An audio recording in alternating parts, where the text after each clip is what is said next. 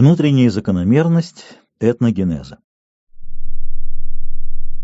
Концепция, изложенная в статьях этой серии и развитая в журнале «Природа», получила от оппонентов наименование географо-психологической. Несмотря на ироничность определения, я склонен с ним согласиться. Смысл концепции, правильно понятый рецензентом журнала «Вопросы философии», находится во вскрытии связи жесткой логики событий человеческого общества с историей биосферы нашей планеты и в дополнении социологического аспекта этнологическим. Под психологией ныне понимают физиологию высшей нервной деятельности, которая проявляется в поведении людей.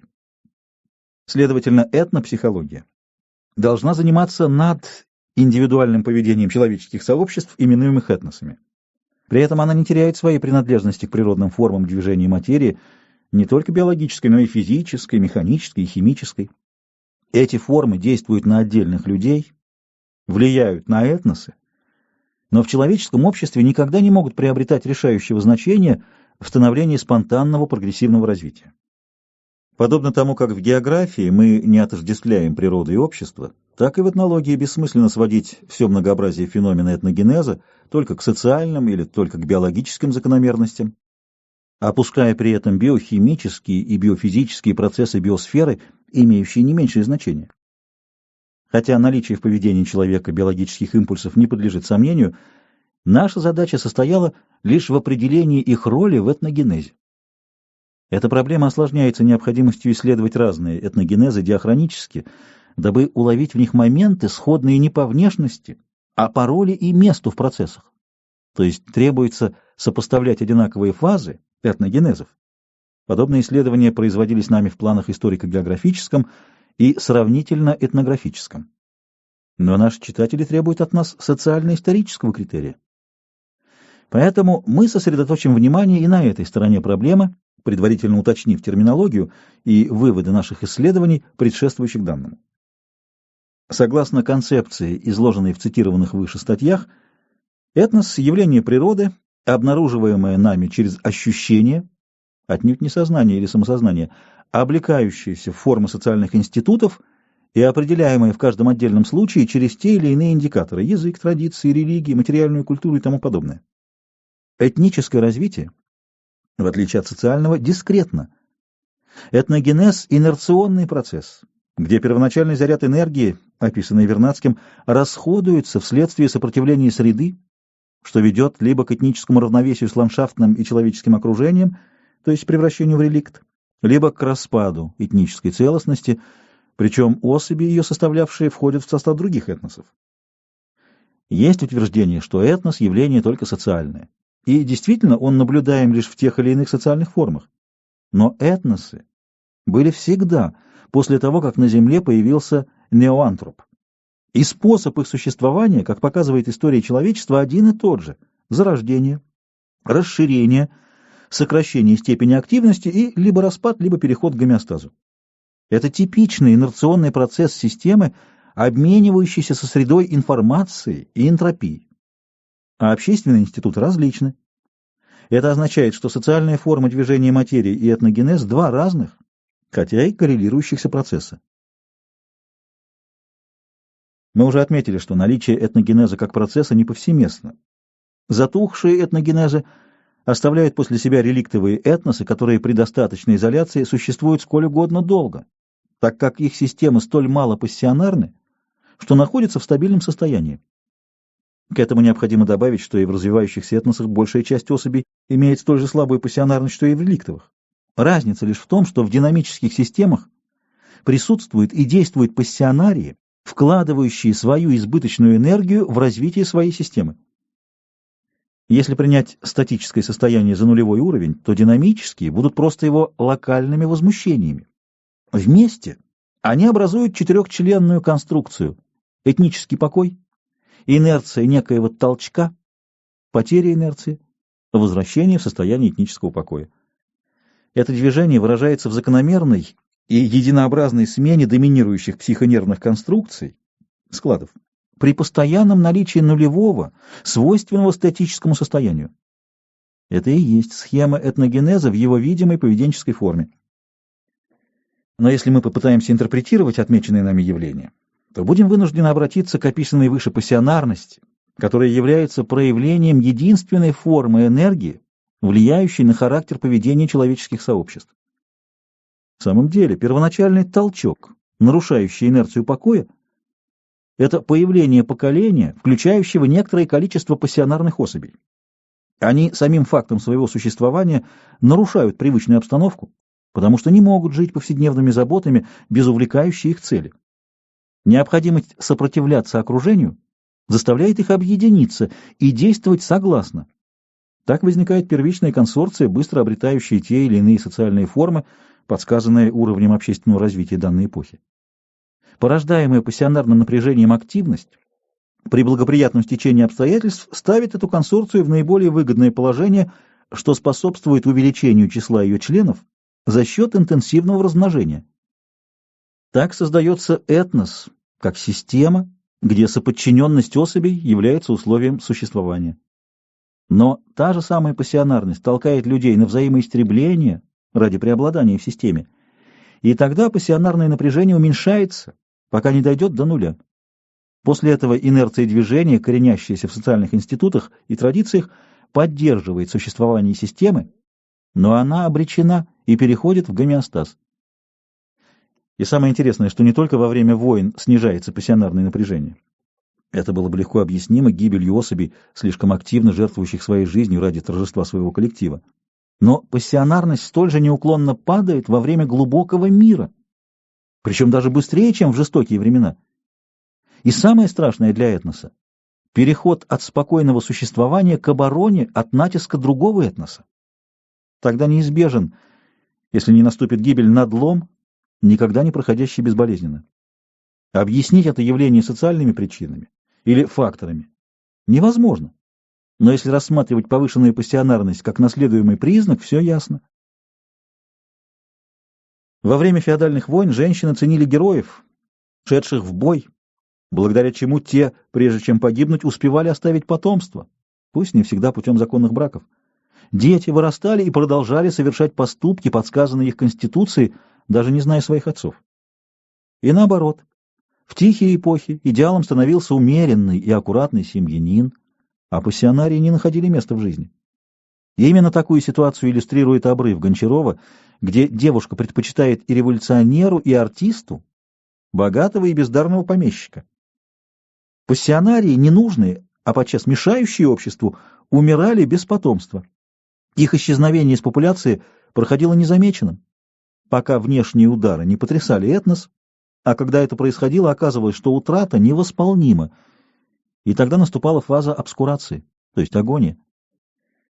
Итак, мы теперь имеем право утверждать, что этнические процессы не являются разновидностью социальных, хотя и постоянно взаимодействуют с ними, что составляет многообразие исторической географии, где как бы в фокусе сопрягаются и те, и другие. Теперь мы можем вернуться к основной проблеме — соотношению этноса с ландшафтом, и ответить на вопрос, поставленный одним из наших читателей: почему для возникновения нового этноса обязательно сочетание двух и более ландшафтов, двух и более этносов, двух и более социальных организмов? Что это? Ряд случайностей или закономерность? Анализ взаимодействия этноса как самостоятельного явления с ландшафтом показал, что оба они связаны обратной зависимостью. Но ни этнос не является постоянно действующим ландшафтообразующим фактором, ни ландшафт без постороннего воздействия не может быть причиной этногенеза. Соотношение же этнических и социальных закономерностей исключает даже обратную связь, потому что этносфера Земли для социального развития является только фоном, а не фактором. Неоднократно делались попытки усмотреть в антропосфере один из вариантов простых биологических закономерностей. Действительно, биология кое-что в этнических явлениях объясняет. Но что? И все ли? Посмотрим. В последнее время возникли две взаимоисключающие концепции по поводу биологических закономерностей в истории общества. Одна, разделяемая многими учеными Запада, считает формообразование в антропосфере результатом естественного отбора и игнорирует разницу между человеком и животным. Вторая, встречающаяся у некоторых советских этнографов, игнорирует биологическую сторону человека и его деятельности. В 1970-1971 годах в советской науке появилась третья точка зрения автора, предполагающая двойственность поведения человека и учитывающая своеобразие его эволюции, где филогенез преображается в этногенез. Аналогичные взгляды высказал антрополог Алексеев, привлекший в качестве аргумента выводы Кона о существовании национальных характеров. Однако и Алексеев, и Кон, правильно констатируя факты, не пытаются уловить механизм их взаимоотношений и установить природу наблюденных ими различий между этносами, либо сводят их к ландшафтным воздействиям. Поэтому продолжим ход нашего рассуждения, являющегося следствием из ряда цитированных работ. Исходя из нашего тезиса о природе этноса как системы, порождаемой взрывом пассионарности, мы имеем право определить этнос как явление энергетическое, поскольку все наблюдаемые нами этносы — лишь фазы этногенезов. Так как начинающийся энергетический процесс всегда преодолевает инерцию процессов предшествовавших, то естественно, что чем меньше инерция, тем легче ее нарушить неожиданным толчком. Монотонные ландшафты с однородным этническим заполнением и объединяющие людей традицией, воплощенные в формы политических институтов, это массивы, которые на относительно слабые толчки реагируют очень мало. Зато при сочетании ландшафтов неизбежно и сочетание разных способов хозяйства. Одни люди ловят рыбу на море, другие пасут скот в горах, третьи делают глиняные горшки в городах, четвертые возделывают виноградники в долинах. Даже если все они имеют одних предков, необходимость адаптироваться к различным условиям среды через несколько поколений сделает их мало похожими друг на друга. И эта несхожесть будет увеличиваться до тех пор, пока системные связи между ними не ослабнут, вследствие того, что одновременно идет поступательное движение общества на основе развития производительных сил и становления новых производственных отношений, что со своей стороны неизбежно влечет перестройку устаревающей общественной системы. Если же вследствие превратности исторической судьбы у данного этноса возникло 2-3 государства или племенных союза, то устойчивая система будет еще меньше. Итак, социальные и этнические линии развития переплетены в системе. Такие системы весьма продуктивны в смысле экономики, благодаря разделению труда и специализации. У них неплохая сопротивляемость этническому окружению, то есть соседям, пытающимся их завоевать, потому что привычка к взаимообмену продуктами распространяется и на взаимопомощь. Но внутренний пассионарный толчок, как правило, опрокидывает их с потрясающей легкостью. Мой оппонент Козлов отчасти прав, когда, возражая против моего тезиса, пишет, что пассионарность вообще не играла никакой роли. Людям с повышенной эмоциональной активностью, заставлявшие их выступать против традиций и правил, определяющих жизнь соплеменников, не было места в обществе. Их либо изгоняли из племени, либо просто убивали. Да, в монолитных этносах у пассионариев было мало шансов уцелеть. Но в мозаичных они прекрасно играли на внутренних противоречиях и находили союзников по принципу «враги наших врагов – наши друзья». И именно таким образом Мухаммед добился торжества своей общины.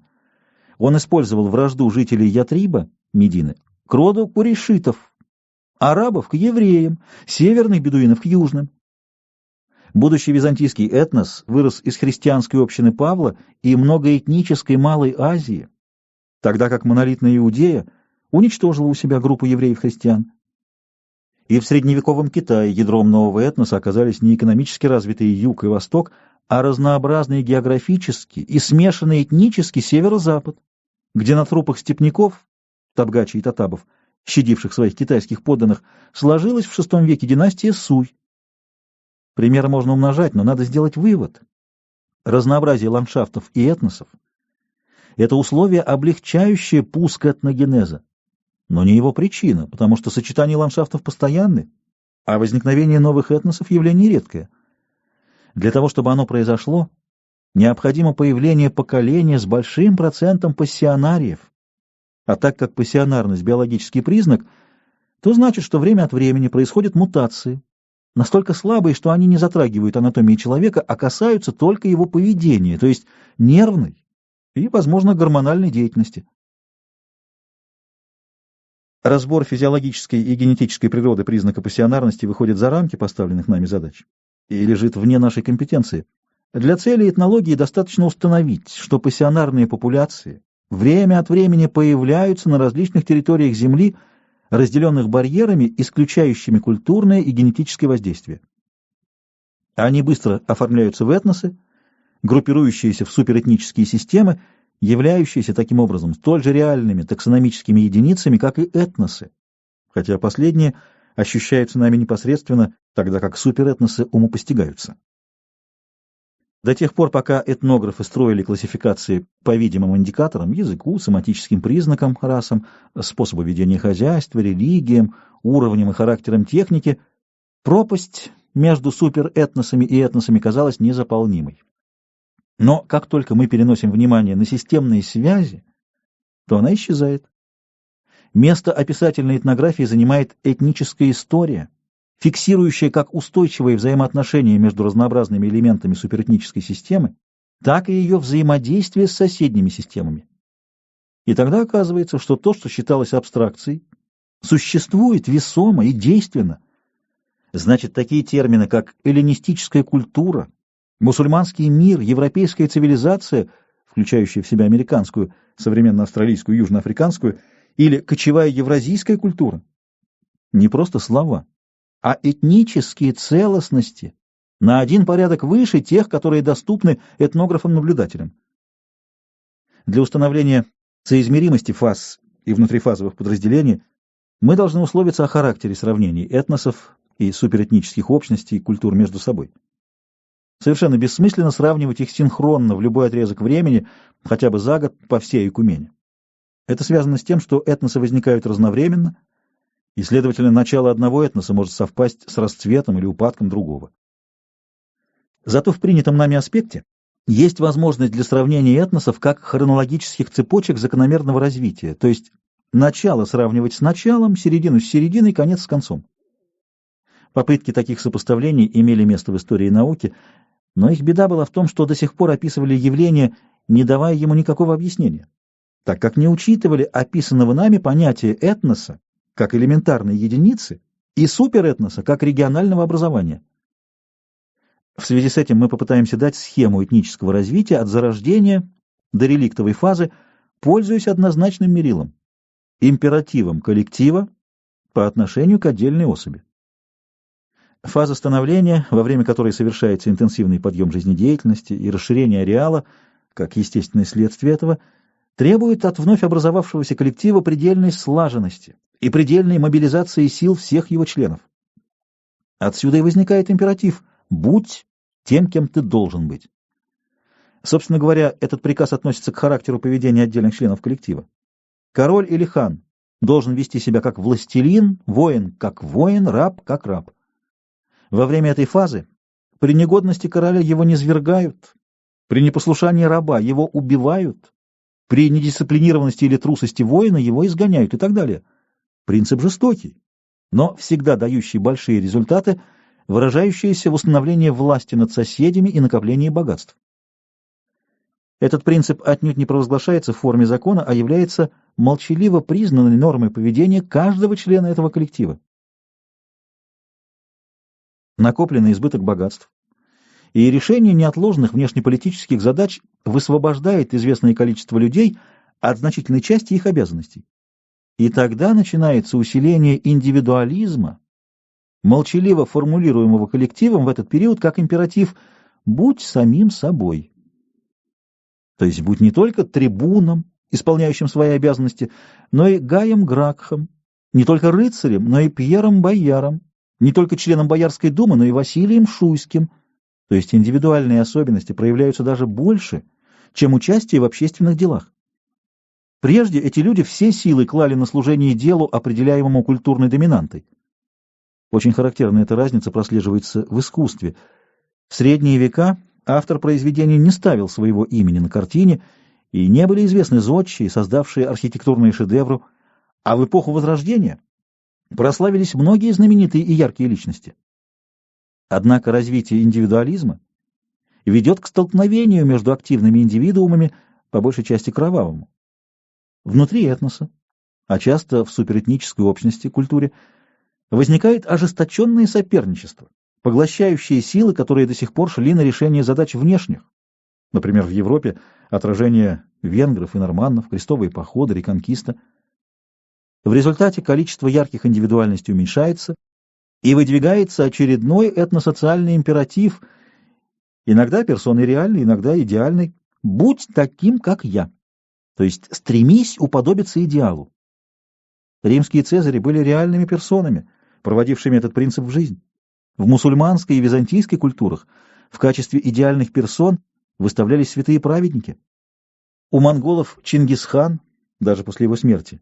У англичан сложился идеальный облик джентльмена, служащий образцом поведения. Стремление подтягиваться под тот или иной трафарет является обязательным условием спокойной жизни индивида в коллективе. Уклонение, небрежение, поиски самостоятельных путей молчаливо рассматриваются как крамола. Слишком свежо еще воспоминание о кровавых распрях предыдущей эпохи.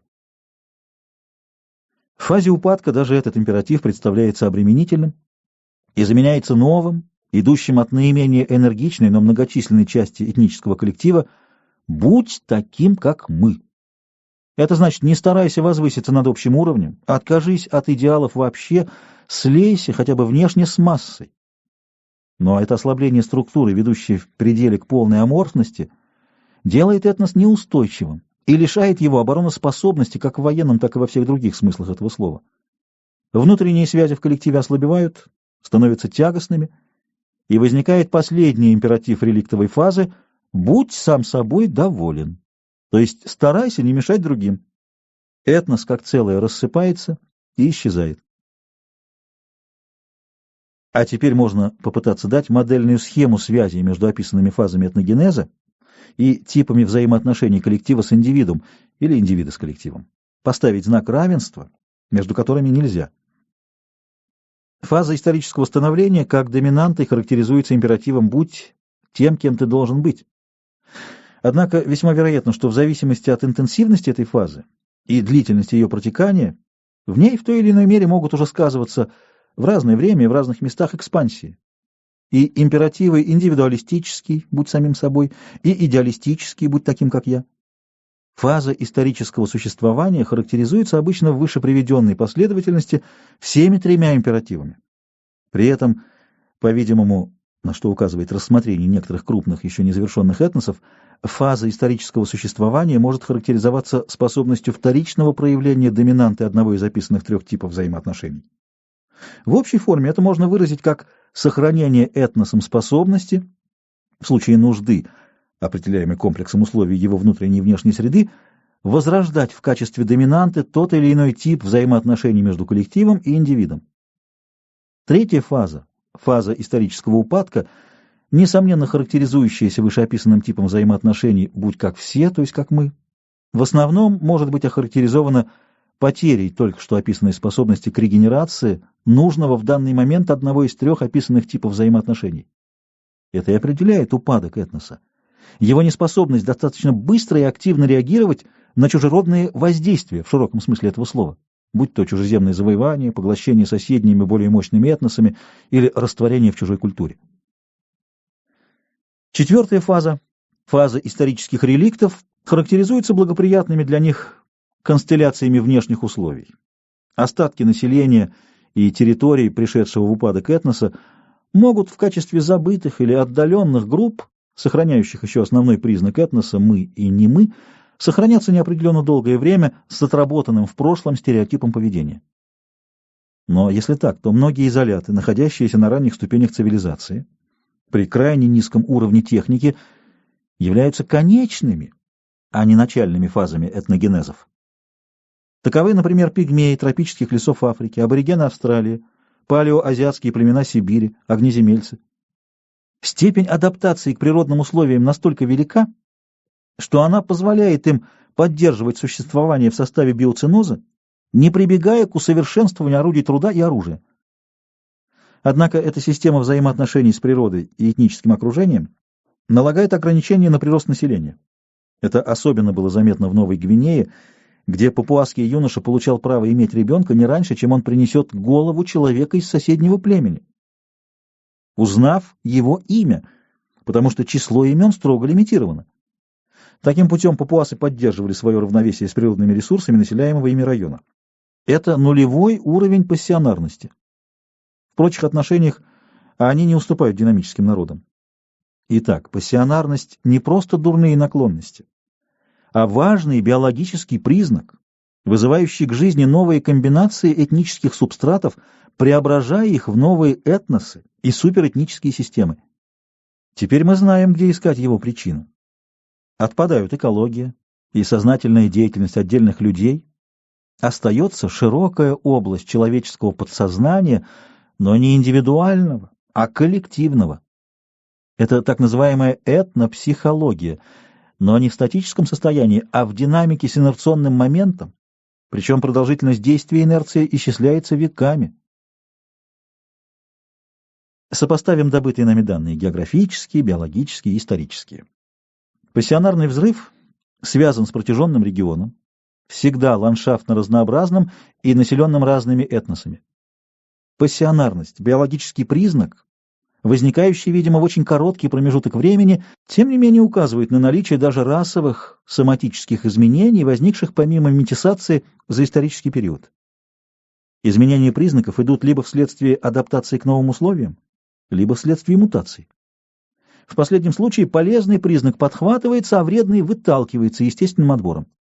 Пассионарность — признак нерасовый и вредный, если не сказать губительный и для самого носителя, и для его близких.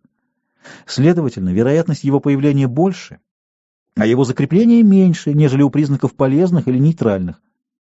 Однако особенности пассионарности, как признака, таковы, что носитель его, прежде чем погибнуть, успевает рассеять свой генофонд по популяции путем случайных связей.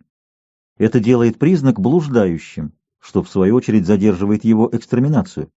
Именно наличие фиксируемых связей и неопознанного отцовства снимает мнение, что пассионарность присуща тому или иному классу. Если случайное сочетание обстоятельств может породить такое соответствие, то оно уже в следующем поколении будет нарушено появлением так называемых незаконных детей. Это показывает еще раз, что социальные и этнические явления несоизмеримы. Наличие же системных связей как жестких, социальных, так и корпускулярных, этнических, повышает значение признака для системы в целом, будь то социальный организм или суперэтнос. Ведь степень воздействия этноса на природную среду и этническое окружение зависит не только от уровня техники, но и от пассионарной напряженности этноса как целостности, проходящей ту или иную фазу этногенеза. Но мало этого. Дебец и Чебоксаровы указывают, что мутации охватывают не всю Айкумену, а определенные географические регионы. Наши предки имели коричневатую кожу, черные волосы, карие глаза, а блондины со светлыми глазами появились путем мутаций, сосредоточившихся главным образом в Северной Европе у берегов Балтийского и Северного морей. Ну, чем отличается эта мутация от пассионарных толчков, кроме того, что они возникают несколько чаще, так как нервная система более чутко реагирует на мутагенные импульсы, нежели сома? Концепция мутаций объясняет все особенности этнических процессов, в том числе их неповторимость при общей схеме развития.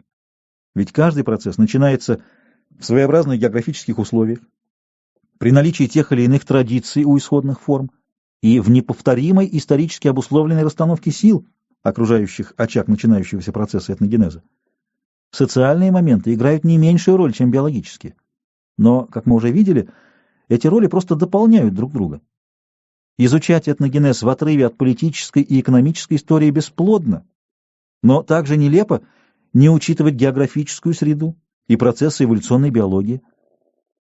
Направленность этногенетических процессов не телеологична, а просто детерминирована средой. Но именно поэтому все этносы прошлого, настоящего и будущего были и будут не похожи друг на друга. Отсюда легко объясняется понижение способности к приспособлению.